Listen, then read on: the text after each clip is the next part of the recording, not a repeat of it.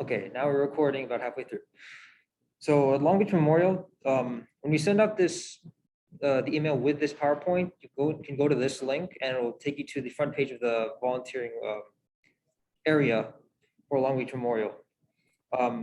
Just by reading off of it, it is a very similar process to being employed by Long Beach Memorial itself. You need to get updated on some vaccines and some other health tests before you get started. The only thing you'd have to really pay for is an employee uniform, and if they accept you, that'll probably be something they'll tell you more about. And you can volunteer in different sections. There's the physical therapy section, but also cardiac rehab, I believe respiratory therapy as well. For the clinical athlete and that level up initiative, the mentorship cohort currently, which is cohort 7, is going to close soon. It's going to close towards the end of the year. I think about the time that we start our finals. So the next cohort will open probably in mid-January. So you can be on the lookout for that. It's free to apply. You answer a questionnaire. Most of it's open-ended, and that'll get you in. It's 12 weeks long. You get to go alongside DPT students, physical therapists themselves, and just other clinicians. And it is musculoskeletal focused, not so much cardiac rehab or pediatric or any other specialty that you might be looking for.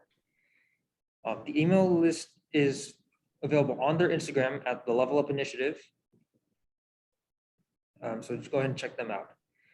And then this is not a mentorship, but it's a good way for networking called the Clinical Athlete Forum. You do have to pay for it, $100 a year, but you do get to work with, or you get to talk with some physical therapists. You get to appraise some research with them, see their decision-making in real time.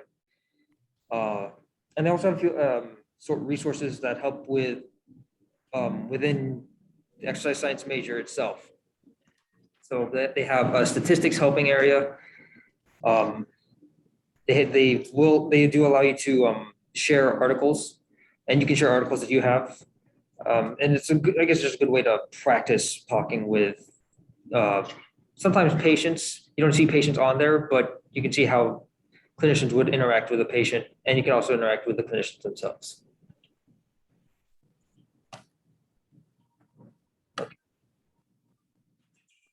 Okay, and Vivian, you want to take this one? Yeah, so just some general guidelines when you do go to volunteer or observe. Obviously, figure out what the dress code is for the clinic, but it's always safe to go with maybe a polo shirt and some nice dress pants, comfortable shoes, because it is PT, so you don't have to worry about standards for that too much. And then also, I would recommend bringing a notepad. This has helped a lot. It just helps you keep track of the things that you've learned. It looks a little more professional than writing notes down on a phone as well. And then obviously just be friendly and greet everyone, including the patients, because working with patients is one of the things that you're there to experience, or just even to get to know their stories. So just be kind, be polite, also be proactive if you're volunteering.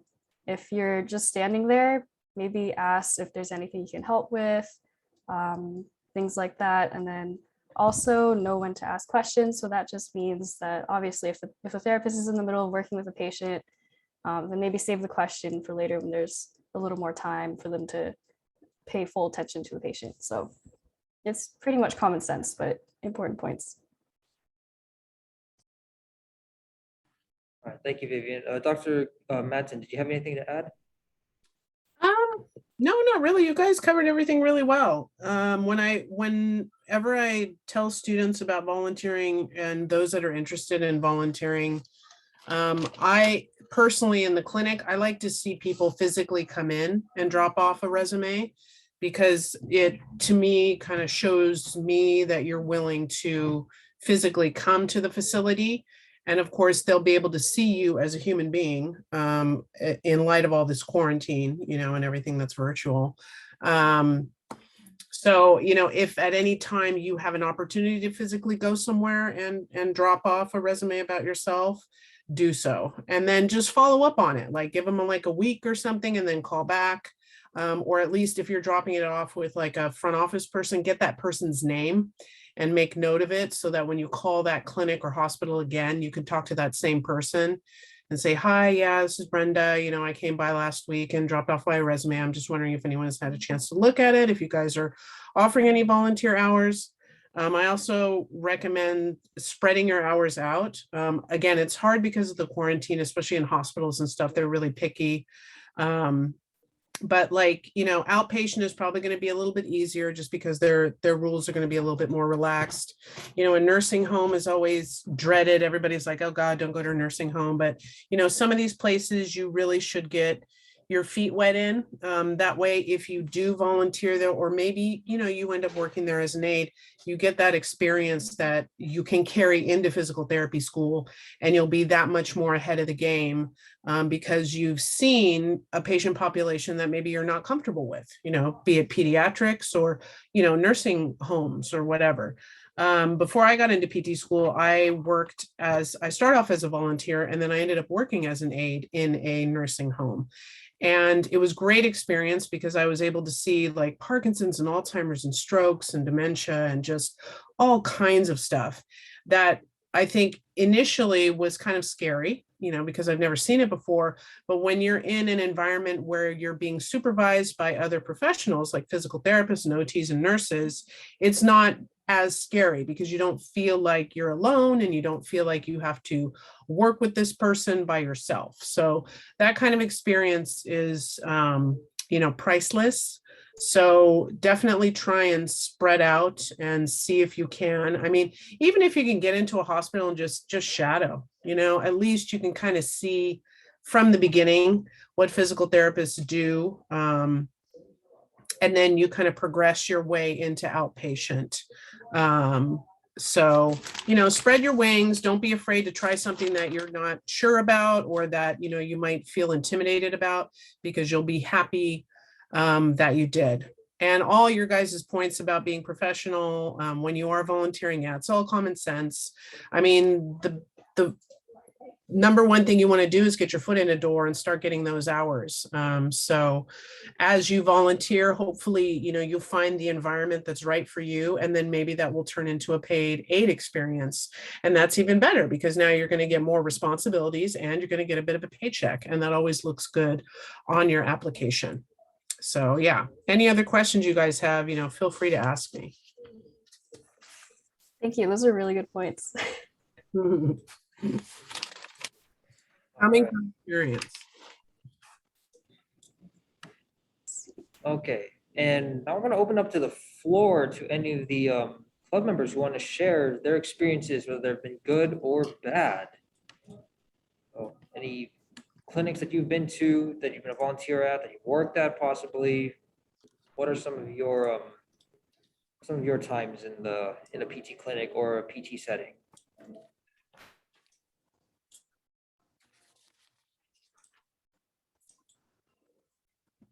I actually have two good stories that I can start off telling.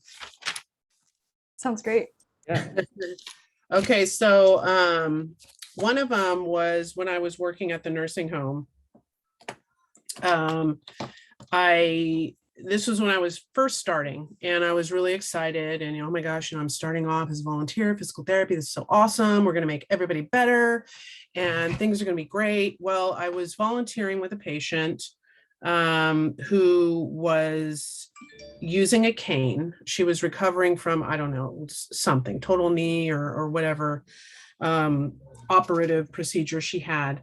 But, you know, I was motivated. I was trying to motivate her. And I was like, yeah, you know, eventually, you know, maybe we'll get you off the cane and maybe you can walk, you know, without an assisted device and, you know, you could be more independent and blah, blah, blah. Well, that was the wrong thing I should have said to her because I scared the bejesus out of her, thinking that, you know, we were going to take away her cane, which was not my intention at all. So the next time I came into work, one of the therapists took me aside and said, hey, you know, we have this situation here with this patient. You know, after chatting with you, she was really afraid because she thought that, you know, the cane was going to be removed and you shouldn't be saying those kind of things to patients because, you know, you're not the therapist. So that was one experience where I realized, you know what, if I don't have the experience, as much as I want to say things to somebody, you should really just kind of keep things neutral And even though I didn't have the intention at all of scaring the woman, I was just trying to motivate her and make her feel like she was going to be more independent. You have to watch what you say, because again, sometimes people can interpret it in a different way, and that can get you into trouble. So that was one of my experiences where I got into trouble. I'm trying to think of what the other one was here. I had it in my head.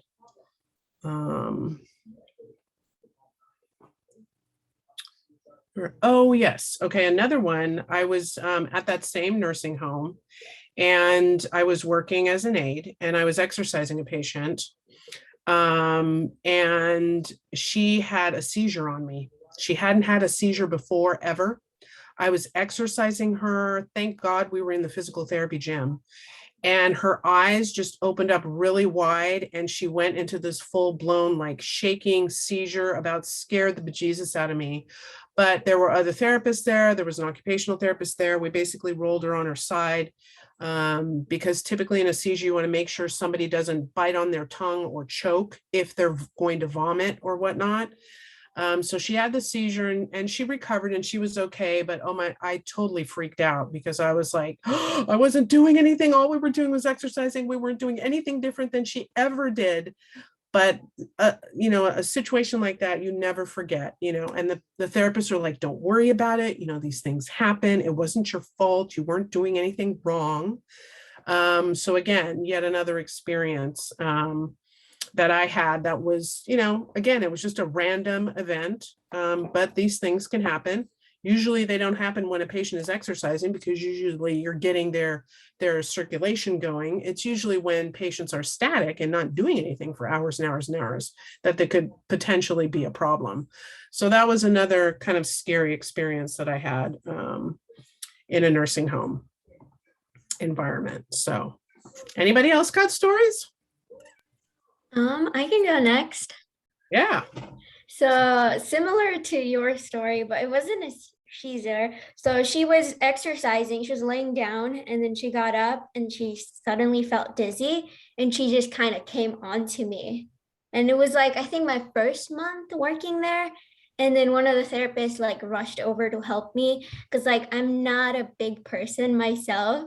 So just carrying all her weight, I was so scared that day.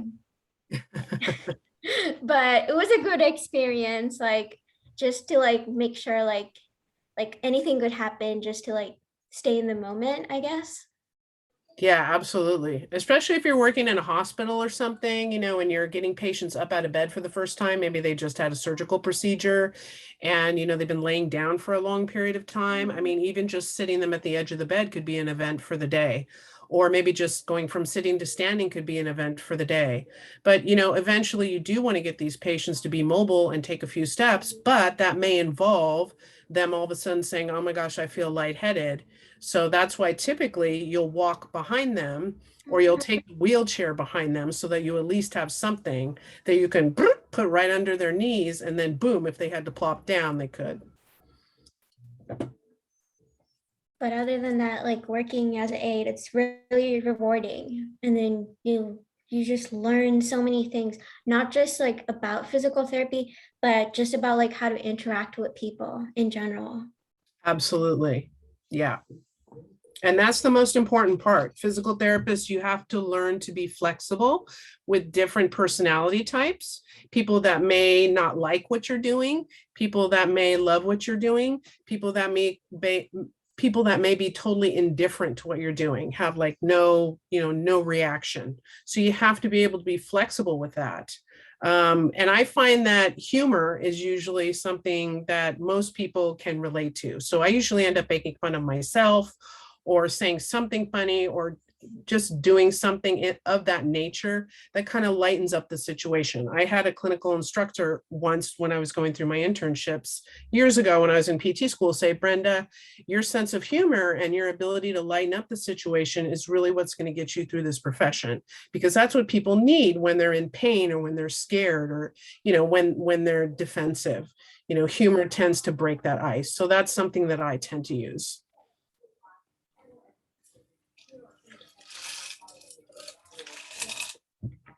Dang, I haven't had any like medical type of emergencies or anything like that.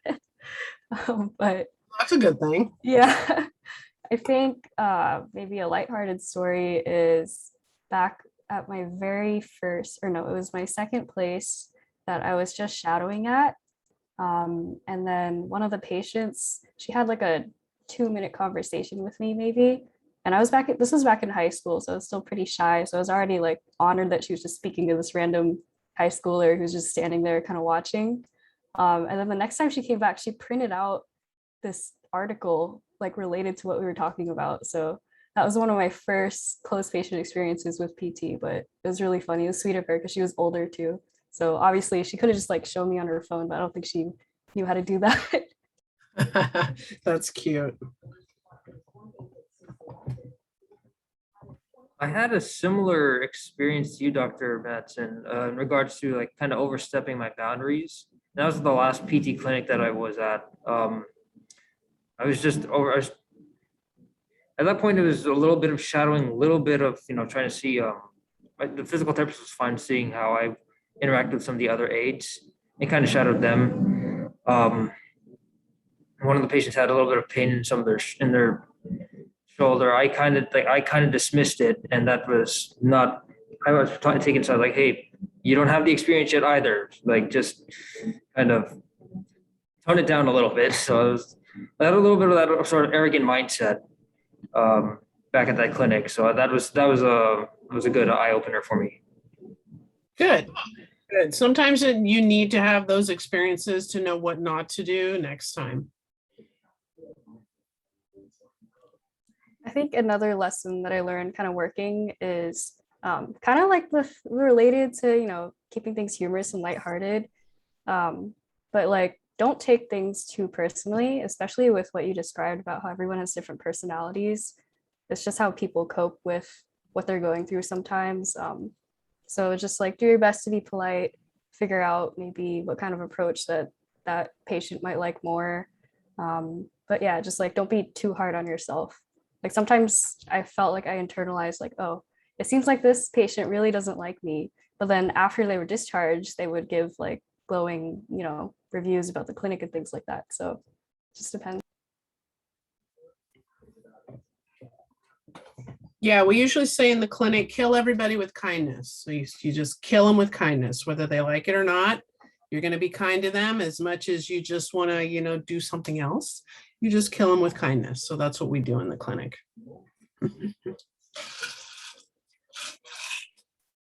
Anybody else want to share some of their experiences? Yeah, and if you guys have any questions about anything that we talked about, or maybe even questions for Dr. Carrion, feel free. This is just like kind of an open discussion type of thing.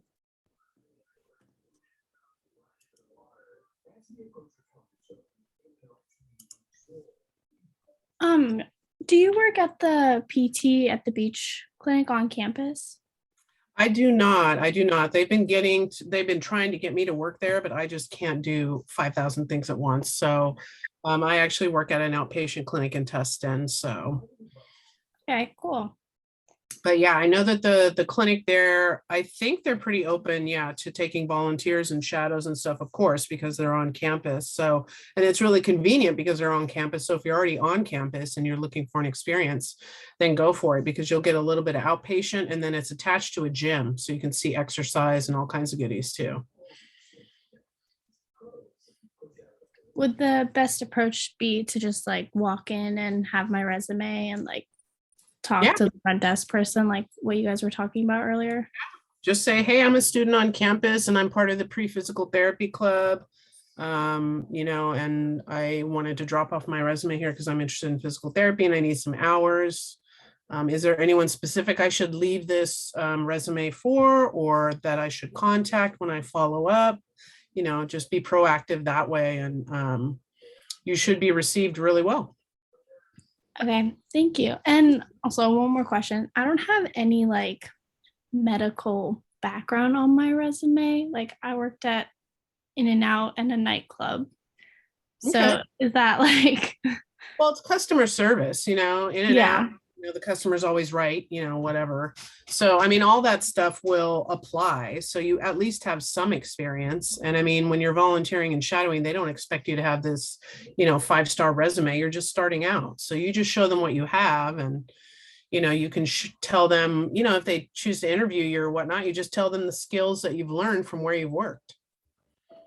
Okay, thank you. Mhm. Oh yeah, another plug or things I wanted to add relating to opportunities nearby. We do have a VA hospital right next door for anyone who doesn't know. And they do have a PT clinic. I think it's outpatient, and that's where most of the volunteers are, but it's outpatient in the hospital. And you can try to get in there as well. Some special notes about hospitals that I've noticed though, including the VA next door, is that they might require you to do additional hours alongside or before you can get into the PT clinic. But again, I mentioned it last meeting, that can still count as something that you did and a good experience for you. So don't be afraid if you have to do that to get your inpatient hospital hours or any hospital hours at all.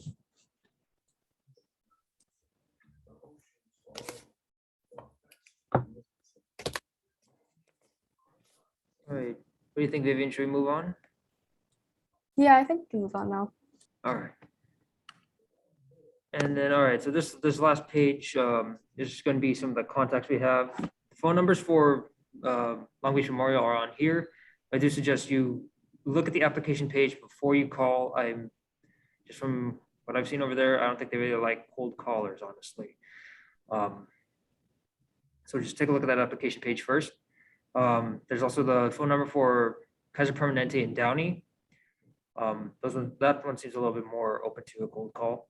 If you want to learn more about the Clinical Athlete and Level Up Initiative organizations, since they are now merged, both of their separate websites are listed here. And then just a few more things if you wanted to read a little bit more on just the profession and for re-mentioning the other opportunities we had. Hannah Moves, that's you can find him on Instagram under that handle. Pre-PT Grind, and also Barbell Medicine.